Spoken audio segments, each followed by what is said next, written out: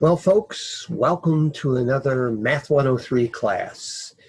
We are going to begin the class today by going over the sheet called Group Work number 7, which I assigned you to do last night.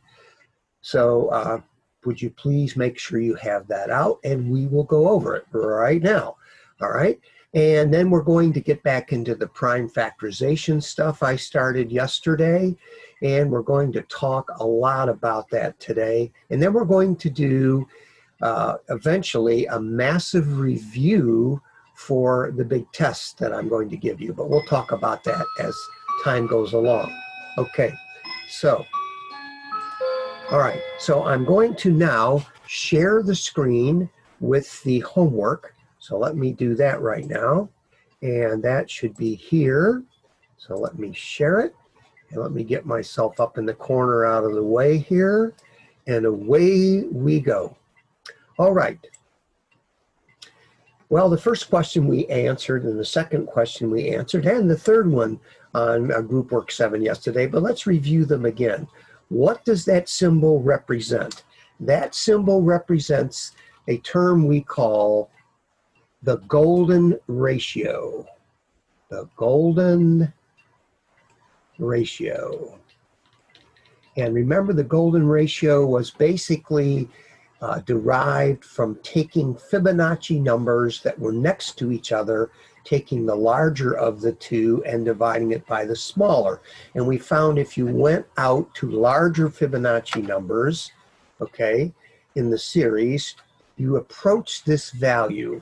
And the exact value was determined by using that 1 plus 1 over 1 plus 1 over 1 plus 1 over 1 stuff that Dr. Ed went over with you and I went over with you briefly yesterday. Now remember, I will not test you on that material, okay? I will expect you to know this, but I will not test you on that derivation, okay? So we ended up using the quadratic formula in the end, and we found that the exact value of the golden ratio is that phi is equal to 1 plus the square root of 5 all over 2. Now, if you take a calculator and you work that out, okay, into a decimal equivalent, you first have to do the square root of 5, okay? Then you add 1, hit enter to hit equals, and then you divide it by 2. And what do you end up with? The correct value of the golden ratio to 6 decimal places for phi is 1.618034. All right, and I'm going to expect you to know the following information for the test. This and this. The actual uses of these things we are going to get into more as we continue the course, okay? But at least for right now, you have learned about the golden ratio, and you're going to find out it is everywhere, okay? And we'll discuss that as we get further, as I said, into the course. All right, so let's continue. I don't believe I have anything else on this sheet. Let's go to the next sheet. Picking a Fibonacci number f sub n greater than 7, verify the following formula. Actually, following formulas are actually valid. They will actually work. All right, well, here's what I did.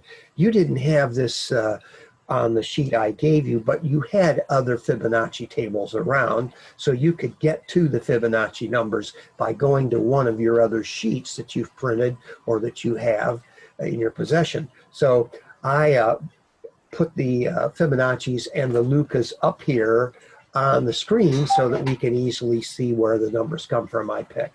All right, I am going to use, let's use n equal to 9.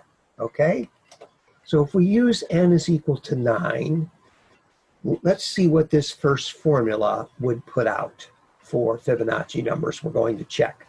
All right, F9, if I put 9 in for n in the first piece here, I get what? F sub 8. If I put 9 in the second piece of the expression, I get F equals, or F sub, excuse me, 10.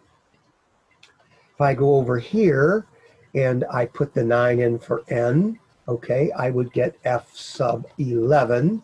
And if I go to f sub n minus 2, it would be f sub 7. Now, is it true that if I put the actual values of the Fibonacci numbers in here, will this statement be true? Will the two sides be equal to each other? Well, f8 is 21, f10 is 55, right? Looking at the table. f11 is 89, and f7 is 13. So if I add 21 and 55 together, you can see I get 76. Is that equal to what's on the other side? 89 minus 13 is also what? Wait a minute, I subtracted wrong. It's 76, right? 76, sorry, I said 76, I think, and wrote 75. 89 minus 13, what is that? That is also 76. It checks out. So for this sentence to work, it appears that no matter what Fibonacci numbers I place in that sentence, the left side will come out equal to the right side. All right, let's go to the second one. All right, I'm going to use, let's try n equals 10 this time. All right, if n equals 10, then I fill in the subscripts. F sub 10, is it equal to 2 times f sub what? Well, n minus 2, the subscript, would be 8. Okay, and then I add to that f sub n minus 3. Well, that would be f sub 7, right? So what is f10? Well, it's 55. Is that equal to 2 times Fibonacci number 8, which is 21, increased by Fibonacci number 7, which is 13. Well, if I double 21, I get 42, and if I add 42 and 13, I do indeed get 55. So this checks out, okay? So the left side will indeed equal the right side. I will give you a couple of problems like this on the test that's coming up that you're going to get later today, which I'll talk about, or tomorrow, whatever. So what I'm going to do is make you realize that you are going to have these types of questions where you have to deal with the subscripts and get answers to make sure things work out, okay? All right, let's go on. Write the natural number 1006 as the sum of non-consecutive Fibonacci numbers. Okay, keep an eye on me now to make sure I don't make a mistake. All right, we're doing Fibonacci numbers. Okay, so what is the closest Fibonacci number to 1006 that is smaller than it? Well, you can see from my table up there, it's 987. So now what I have to do is take 1006 and subtract 987. And when I do, I get what? 19. Okay, now, is 19 a Fibonacci number? No, it's not, right? So I have to continue. So I rewrite my 987 plus, what's my closest Fibonacci number to 19 that is smaller? Okay, well, it looks like it's 13, right? And how much am I missing 19 by? I'm missing by 6. Well, I have to work on 6 now because it is not a Fibonacci number. What's the closest fib to 6 that's smaller? It's 5. And what do I need? 1 to get 6. 1 is a Fibonacci number, so guess what? I'm finished. So I have written this as the sum of non-consecutive Fibonacci numbers. Obviously, a question like this will be on your upcoming test. Let's go on. Number 6, how many folds of a large single sheet of paper must be made for the folded layers to reach a height of 15 feet? Well, remember, I'm going to have to get 15 feet converted over to what? To sheets of paper. All right, so let's do that. 15 feet. I use dimensional analysis over 1. There are 12 inches. Remember, I put the 12 on top because feet has to go on the bottom, so it will cancel. So now my answer would be in inches if I multiplied these two together. And now what do I use for a conversion factor? A conversion factor for inches into sheets of paper is, for every 1 inch, there's 250 sheets. Now, where does the 250 go and where does the 1 go? Well, it's 1 inch, right? Inches has to cancel, and it's 250 sheets, right? Okay, so this answer will be in sheets, so I'm going to do that over here. 15 times 12 times 250, and that gives me 45,000 sheets of thickness.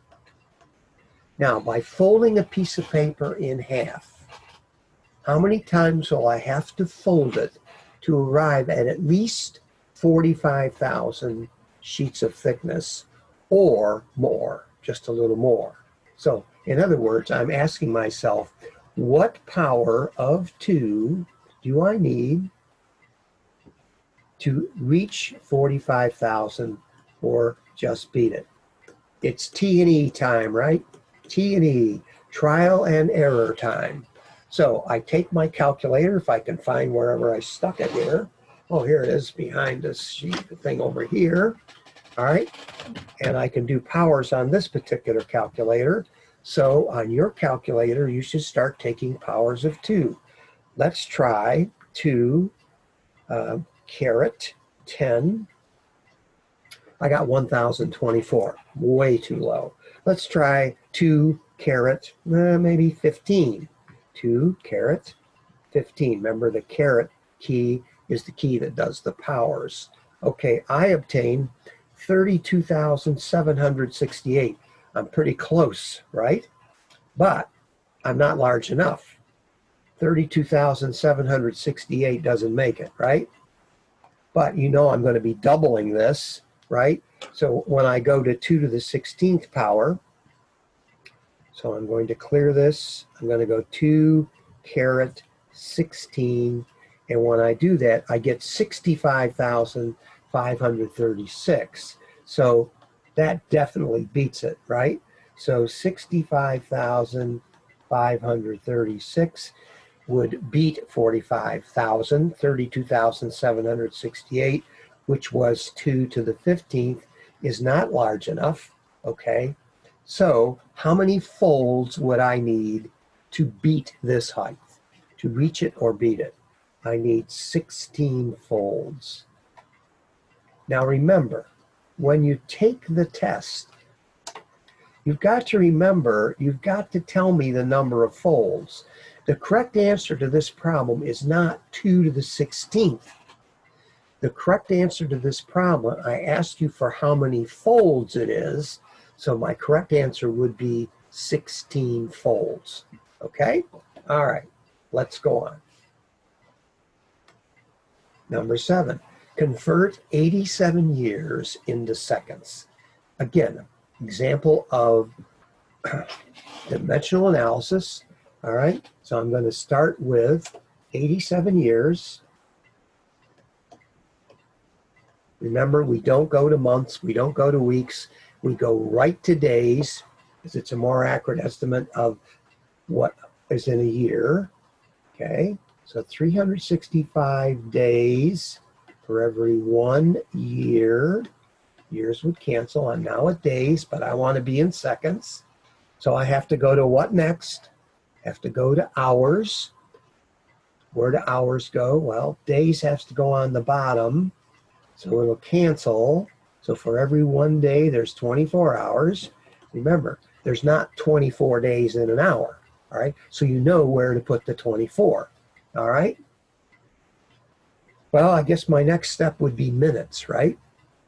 So for every 1 hour, I will have 60 minutes. Okay, I'm almost there.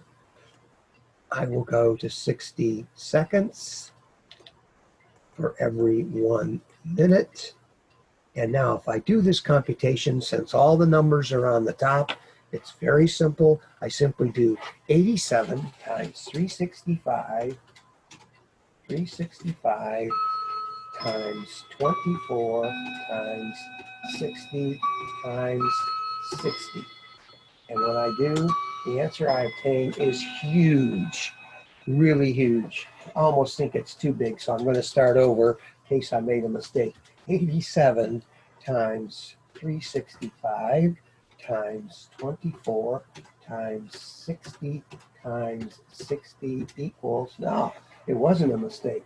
It is, it looks like 2,743,632,000 seconds. You've lived a lot of seconds, my friend, if you can live until the age of 87. That is a lot of seconds. Okay? All right. Very good. So we have finished our first part of what I want to do today, and that was going over the homework. Now, hopefully you have remembered to send me the answers to both video quizzes 6 and video quiz 7. You don't have to print the quizzes to send them to me. All you have to do is text my phone number, say your name, put VQ6, and put your answers down, 1, 2, 3, 4, 5, and next to it, your choices. Same thing for video quiz 7. And when you do video quiz for me 8, very shortly or later today, or in the next class, whenever I give it to you, you can do exactly the same thing. Okay? All right. So let's go on. Okay. You did video quiz 7. We talked about factors yesterday. Remember, we got the prime factorizations of these numbers not by using factor trees the other day, but by instead writing them down low and continually dividing them by primes. So I'm going to stick with that process today as we go on. So just thought I'd show you that again today since we did it. You know what a prime number is? It's a number that only what? Has as its factors itself or 1, right? So let me go here and let me pull this over right here. Oh, I have to pull this, duh. All right, so it is a natural number greater than 1 that has as its factors only itself and 1, like 3 or 7 or 11 or 13 or 41, okay, or 101. Those are all prime numbers. Okay, what is the prime factorization of a number? Well, the prime factorization of a number is when you take it and you write the number as a product of all primes. The only numbers you can get prime factorizations for are composite numbers, that is natural numbers that are not prime. And this is an example of 36. It is 2 times 2 times 3 times 3. I don't usually write these things with the time signs in there, the prime factorization. I usually use parentheses around each term, but be not confused by that explanation right there. It's not that hard to connect the two, I'm sure. All right, so we're going to be practicing a lot with this today. Why am I getting you to do this? Again, the reason I am doing this is I'm going to teach you a process. When you get to a job somewhere in your future, you're going to have a process to follow to get to a certain conclusion. And I'm just giving you practice in that concept of making sure you can learn the steps you need to do it and get the correct answer, okay? So that's why we're doing prime factorization, okay? Plus, your kids are going to have to know how to do stuff with prime factorization. And of course, you're going to be able to help them because you've seen this more recently than middle school. So hopefully this will help you in your future with your own children. Okay? Now, I want to go back. I want to go back here. What the heck is a factor shift? Okay? Well, what I want to show you, and we're going to use this factor shift content to help us out with something here in a few minutes. Okay, what the factor shift is this. If I look at all the different factors of 24 and show them being multiplied together, notice at a certain point, okay, they switch positions, the factors do. In other words, they turn around, okay? Now, if you were looking for numbers that divide into 24, okay, would you have to test all the way up to 24? Or is there a spot where you could stop? Well, you could stop where you know the factor shift would have to occur. So you see it occurs somewhere around 4, 5, or 6 there, right? How could we figure out where the factor shift should occur on any number if it's composite and it has factors that obviously multiply together to give you the number? Well, guess what? This is so simple, you're not going to believe it.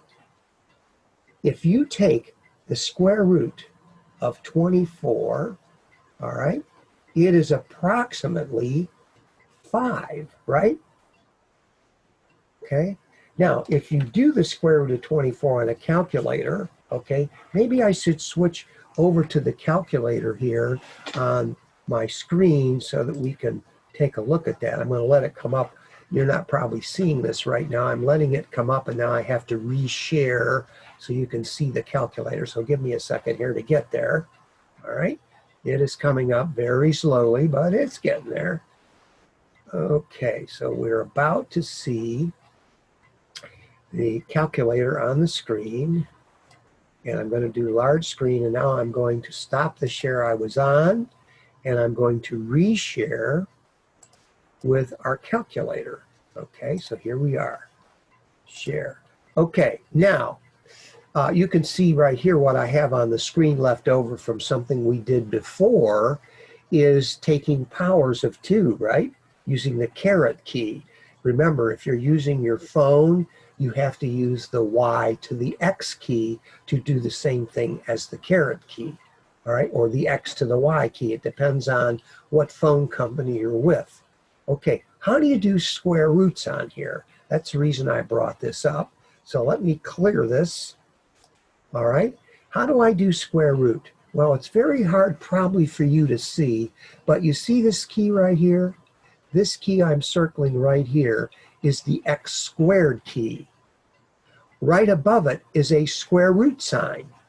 All right, so to do the square root on a calculator like this, or even on a TI-84 or TI-85, you have to use the second function.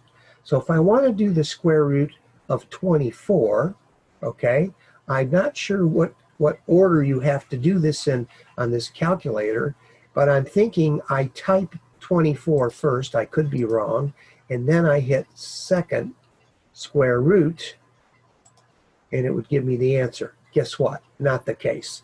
That's not the way it works. That's how I think it works on your phone.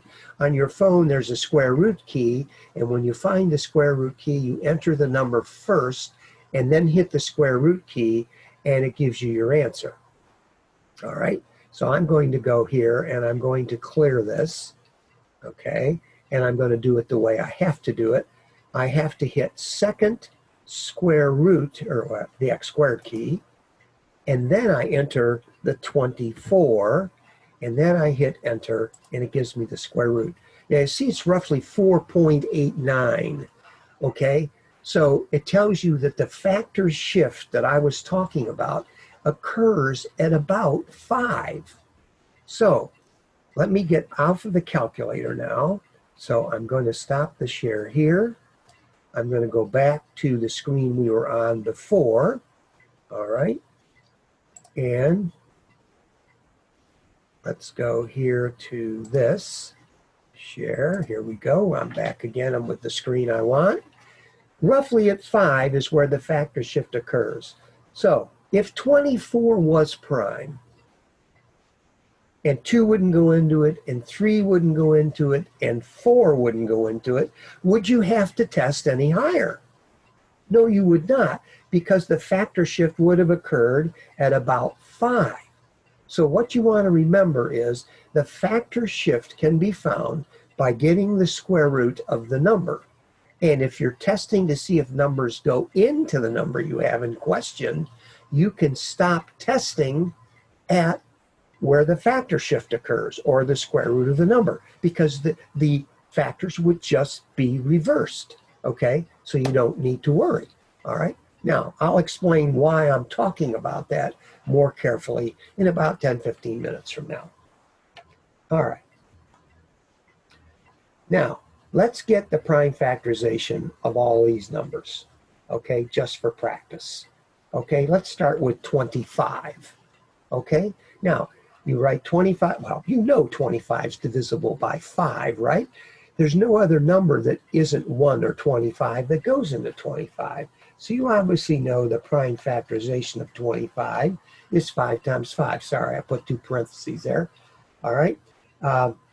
So, or this could be written as 5 squared. That's an easy one, right? Let's go on. How about the prime factorization of 24? Well, you just write 24 down low. Think of a prime that will go into it, all right? Well, it's even, so you know 2 will go into it. So you get 12. You're done if 12 is a prime number. It's not. So I can divide it, hopefully by another prime, obviously, right? So 2 again, right? I'll divide by 2, and when I divide 2 into 12, it goes 6 times. And I can divide that by 2 again, and I get 3. So the prime factorization of 24 is 2 times 2 times 2 times 3, right? So you understand then that I have found the prime factorization, or I could write it as 2 to the third times 3, okay? All right, any question on that? Pretty simple, right? Okay, let's go on. Obviously on the test that you're going to have soon, I am going to ask you to get the prime factorization of a couple of numbers, so you have to be sure you realize or understand that. All right, let's go on. 63. Well, you could look at this list and you can see that 63 isn't prime, right? But you know there are primes that will go into it. You all know 7 goes into 63, right? 7 is a prime number, all right? 7 goes into 63 9 times. And of course, we can divide 9 by 3. So we have what? 3 times 3 times 7. Whoop, that's supposed to be a 7. I always put these stupid little loops on the bottom of my 7s. I don't know why. I don't pick my pen up enough, I guess. So 3 times 3 times 7, or 3 squared times 7, is the prime factorization of 63. Okay, how about 83? Well, look up here. You can see that 83 is in my list of primes up there. You know this is going to be prime. Now, let me just suggest to you a way we can check this out. The factor shift on 83 would occur roughly where? Roughly 9, wouldn't it? 9 times 9 is 81. So the square root of 83 has got to be close to 9. Maybe at worst it would be 10. All right? If I cannot find, if I didn't know 83 was prime, and I cannot decide whether or not it is prime or not, and I want to test it to see if it is, or to get a prime factorization, I would have to divide this number, 83, by only the primes up to roughly 10. If none of them go in, the factor shift would occur at 10. If none of those primes go in, that sucker is prime, isn't it? Right? Well, does 2 go into it? No. Does 3 go into it? No. It wouldn't go in evenly. You can divide it on your calculator and see. Does 5 go into it? No. Why am I only dividing by primes? I only have to divide by primes because I'm trying to get its prime factorization, right? The next prime is 7. I know 7 doesn't divide evenly into 83. 9 isn't prime, so I'm done. Since there is no number that is prime below where the factor shift occurs that divides into 83, I know this baby is definitely prime. Well, I knew that ahead of time, right? I knew that ahead of time because I looked at my prime number list that I had up there, and I knew 83 was on it. But you're getting the concept, I think, now of what we do to test to see if a number is prime or composite. You start dividing it by primes, and you stop dividing, attempting the divisions, all right, at the point where the factor shift occurs. Now, I'll wait for the clocks to quit ringing here, take a sip of coffee, and they'll be done in a minute.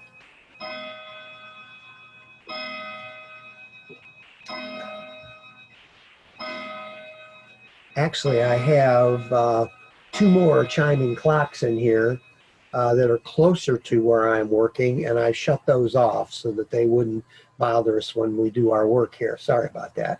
Okay, so you're getting the idea that we have a way to test a composite number to see if it's prime or composite before we attempt to get its prime factorization. And the simple rules are that you just divide by the primes up to where the factor shift occurs, or in other words, the square root of the number, okay? And if none of them divide into it, you know that number is prime. Now, I call when you divide a number, okay? Let me go back to the calculator real quick here. So I'm going to stop share. I'm going to go back to the calculator here, all right? I'm going to go back to, I messed up. I'll be back hopefully here shortly. All right. So return to the meeting. There we go. All right. And I'm going back to the calculator. I just want to show you something here. It's kind of stupid, but I want to show it to you anyway. All right. If I had divided 83 by 5, okay, so I'm going to do 83, show it to you here on the screen, divided by 5, I get what I call junk. I call it junk so that you don't have to read me what the number is. In other words, if you get an answer that has a decimal in it, it's no good. It doesn't go into it evenly, right? So I call that, I've nicknamed that, getting junk. So as I'm going through some of these problems, I will say to you, junk, and you'll be able to say, yeah, I got junk. All right. And if you get junk, you have to test with the next number. So if I test with 7 here, I do 83 divided by 7. And again, I get junk, right? So I've gone as high as I need to go to test 83. I hope you're getting the drift of this, okay? Because this is, of course, exactly what I want you to be able to try to do when you check a number to see if it's prime or composite. All right, I'm going to stop the share again. Okay, I'm going to go to share, and I'm going to go back to my sheet here. All right, so you should be seeing this now, and let's go on. The next question was 445. Is it, or what is its prime factorization, or is it prime? Well, you know what? We have to use common sense here. We could find, we could find the square root of 445, but we don't need to because 445 ends in a 5. So you know from your divisibility rules we discussed in the last class that it can be divided by 5. So we'll just write her down. And we'll divide it by 5. All right, so I'm going to do 445 divided by 5. 445 divided by 5, and I got 89. Now, you know, is 89 prime? Well, you can see up here that it is in my prime number list, right? But let's say we didn't have that prime number list. What do we have to do to test 89 to see if we should go on or not, to see whether or not it's prime? Well, all we need to do is get its square root. Now, if you use your phone or your calculator and you do the square root of 89, you will obtain, helps to turn the calculator on, huh?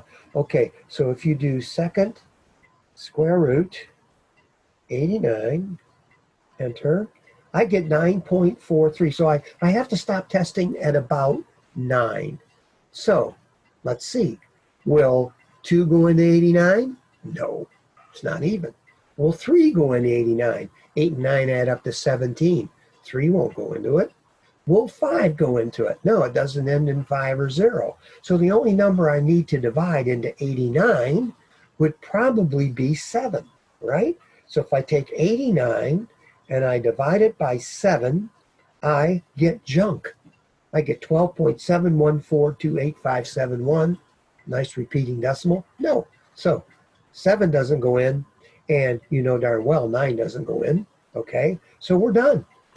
That number 89 is prime. So I'm all finished with this problem. The prime factorization is simply 5 times 89. Let's go on. Is 799 prime or composite? Test it. If it's composite, give its prime factorization. So I want to use my new test here to see whether or not this sucker is prime. Notice I have put the primes all down along the bottom of my sheet here, but you notice I don't go up to 799 or near it, so you can't tell from your answer right now or tell from the screen right now whether or not that's prime or composite. Okay, so what is the first step I would have to do? I have to figure out where the factor shift is, right? So I need to get the square root of 799. Now I'm going to do that on my calculator here. You should do the same thing, all right? So pick up your calculator, please, and do the square root of 799. What is it approximately? Now I know you get junk, but that's not what we're after. We know that at 28 the shift would occur. So all we have to do to test 799 is to divide it by all the primes up to not 799, but where the factor shift would occur, which is 28. So what are those primes? Well, they'd be 2, 3, 5, 7, 11, 13, 17, 19, 23, and we could test 29, but I don't think we have to, but we can just for the heck of it. It's close to the 28 answer that I got.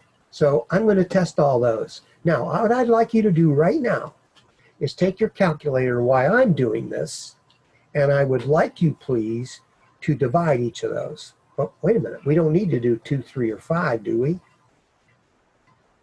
2 we know won't go into 799, so I cross it off. 3 won't go in because if you add 9 and 9 and 7, you get 25. 25 isn't divisible by 3, so therefore 799 is not divisible by 3. 799 doesn't end in 5 or 0. So I don't have to check those, right? I can see that those don't work. So now I do each one. I do 799 divided by 11. Did you get junk? Okay. Ooh, I skipped 7, didn't I? So cross that off. The 11's no good. I'm going to go back and test 7. You should be doing this with me. Did you get junk? I did. I got 114.1428571. All right. Keep going. I'm going to keep going, and I'm going to cross them off as I go.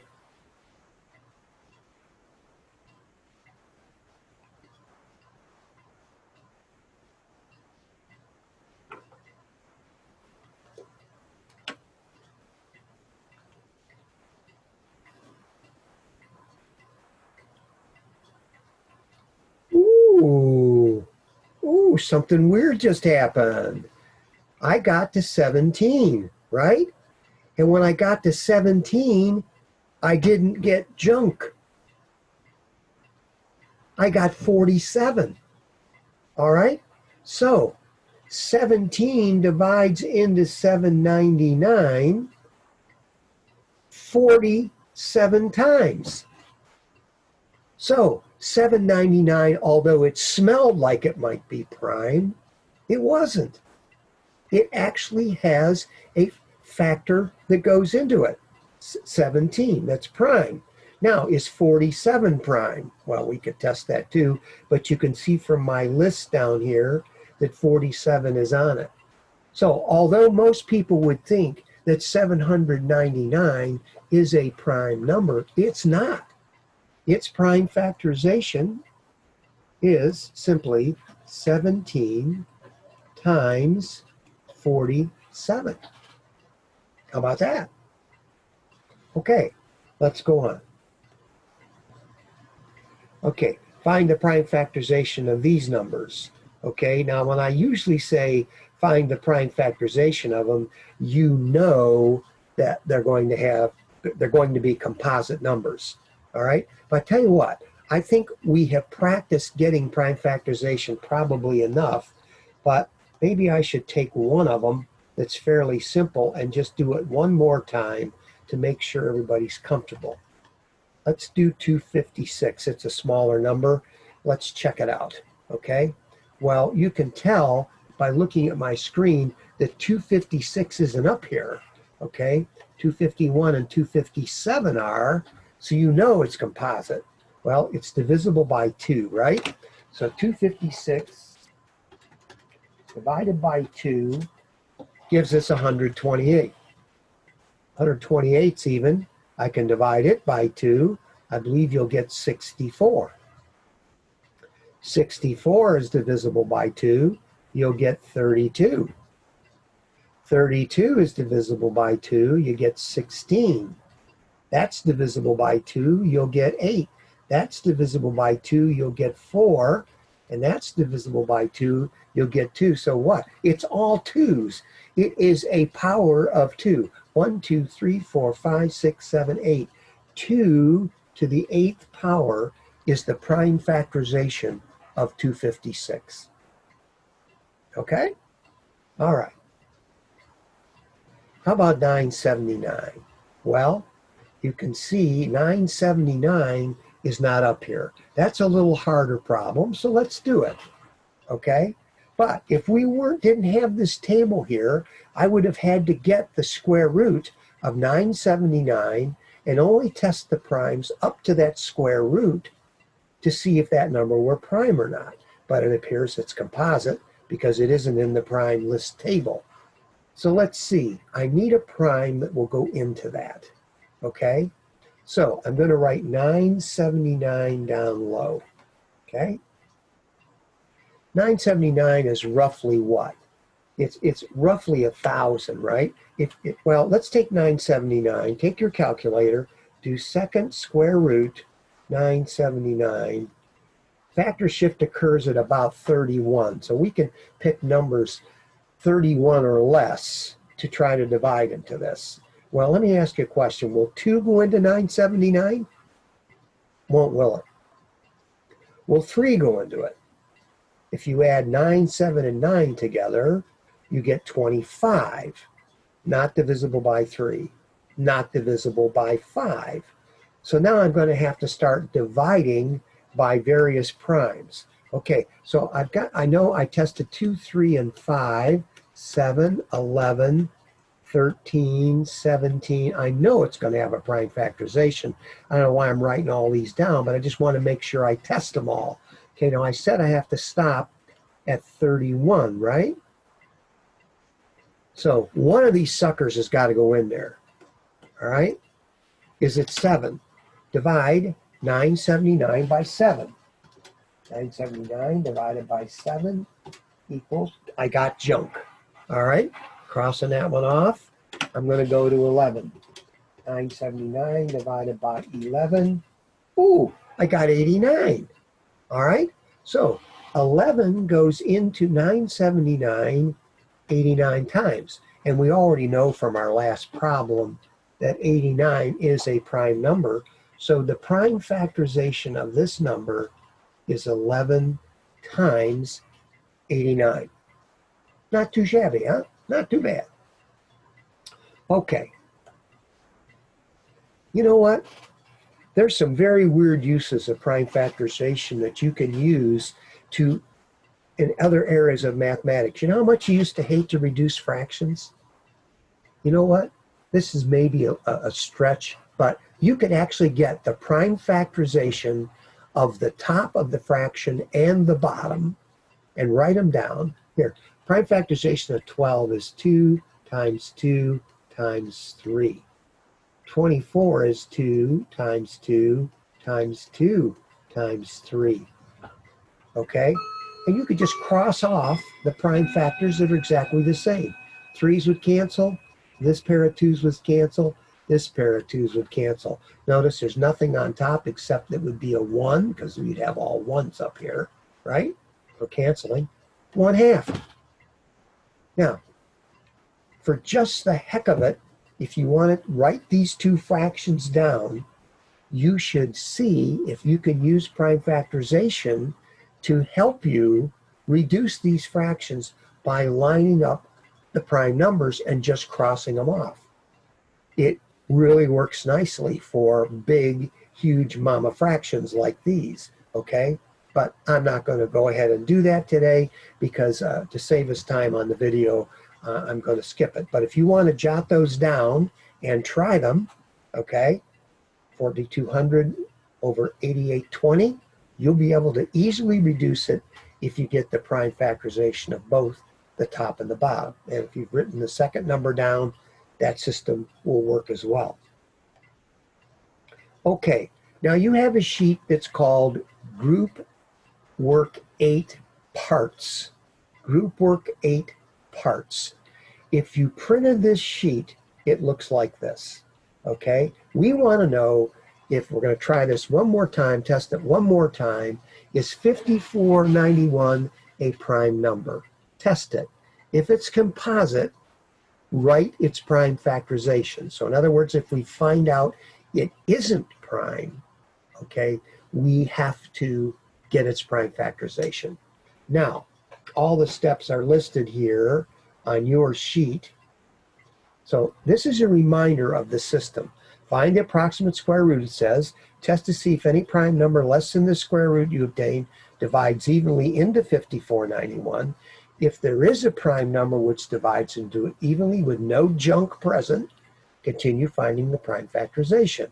If no prime number up to the square root can be found which divides the number you are testing evenly with no junk present, the number being tested has to be prime. Okay, so I'm going to my next screen. I'm going to test it.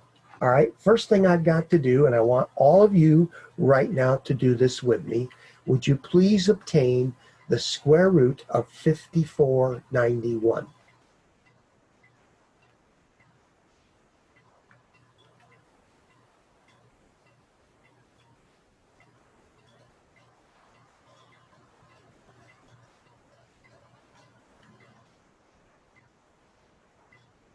I got roughly 74. Okay, roughly 74. Okay, if no prime up to 74 goes into this, okay, then I know it's prime. So I have listed the primes up through 57, so we can cross them off as we go here. And that's what I'm going to ask you to do when you take the test. When you do the testing, you use your calculator to do it, all right? And you just cross off the numbers you have tested, all right? If they don't work, okay? So you know 5491 isn't even.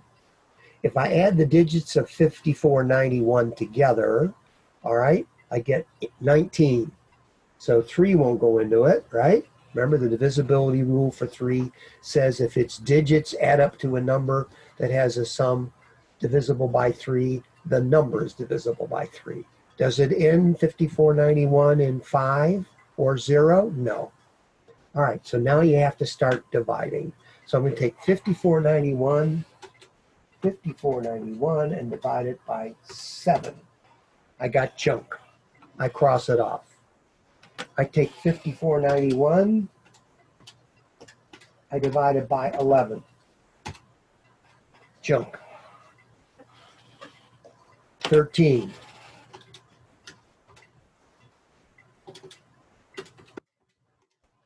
You should be doing this with me. Junk. Let's see, 5491 divided by 491 divided by 17. Ooh, whoa, 17 goes into it. 17 goes into it. So 17 divides evenly into 5491, and it goes 323 times. But here's the problem. We're not finished with it. Because 323, we don't know if it's prime or composite. I don't have a list here in front of you to check it out. So we better start over with 323. Let's get the square root of 323. So hit clear. Second, square root 323. It is roughly 17. All right? So what I'm going to do is I'm going to erase these. I have to stop at 17. 2 won't go in, right? 3 won't go in because 3 plus 2 plus 3 adds up to 8. So 3 won't work. And we know 5 won't work, right? 5 won't work because 323 doesn't end in 5 or 0. How about 7? Hey, wait a minute. Let's use some common sense here. Let's use some common sense here. Can I start testing higher up?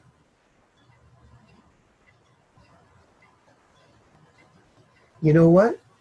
If any of these lower numbers would have gone in to 323 right now, they would have gone into 5491, wouldn't they have? Right? Isn't that true? So the only number really we need to test on 323 is any number from 17 and up. You get my drift? Because 2, 3, 5, 7, or 11, or 13 would have already have gone in to 5491, wouldn't it? So all I have to do is test this for 17. So I take 323 and I divide it by 17. I'll be darned. It goes into it. It goes 19 times. So guess what? This number did have a prime factorization. It's 17 squared times 19. Who would have ever dreamt that 5491 was a composite number? All right, so this is the process I'm hoping you'll be able to learn and understand carefully before you take the test. And I would suggest you look at the directions that are on Group Work 8 parts very carefully before you do take the test, okay? So that you know what the steps are that you have to follow. Okay, now here's what I'd like you to do, okay? Here is Group Work 8, and we have some prime factorizations on the back of Group Work 8 that we should try. So part of your homework for the other night was to complete the prime factorizations of these numbers, right? I have decided to hold up on showing you these to the end of the huge review I'm going to do with you in the next video you will see. So I'm going to skip over these right now, and we will come back to those when we do the Big Quiz 1A, B, and C review material in the next video.